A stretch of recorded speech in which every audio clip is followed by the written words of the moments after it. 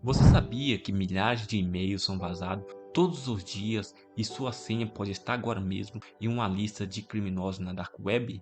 Eu sou Josué Pedro e hoje eu vou te ensinar em menos de 30 segundos como descobrir se você foi hackeado e o que fazer agora para proteger sua vida digital. Já clica no like, se inscreva aqui no canal se você valoriza a sua segurança, porque o conteúdo de hoje é utilidade pública. Ative o sininho para não perder as próximas dicas de infra e segurança. E se você quer ir além e dominar a segurança ofensiva, eu liberei um cupom exclusivo de 86% de desconto nos meus 5 cursos de Pentest. O link está na descrição e no comentário fixado logo abaixo. É a sua chance de virar um especialista por um preço simbólico. Sem enrolação, olha só como é simples verificar a integridade do seu e-mail. Vem comigo para a tela do computador. Acesse o site haveibeenpwned.com, tá?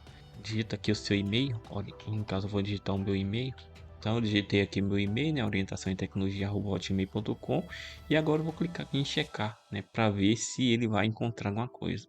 Aqui em seguida ele vai aparecer aqui um quadradinho, né? No meu caso apareceu verdinho, que ele falou que não foi encontrado, né? O e-mail não foi vazado, né?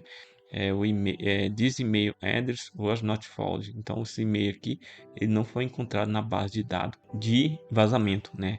Agora, se tivesse vazado, ia aparecer aqui vermelho a quantidade de vazamento que teve, e você conseguiria ver detalhe por detalhe desse vazamento, né? E aqui ele dá uma opção, né, para usar um gerenciador de senha, né? O One Password, que é o que ele recomenda aqui agora. Aí você pode usar aí para poder armazenar sua senha no cofre, né? Do One Password. Tem outros também no SPS que eu uso bastante, né?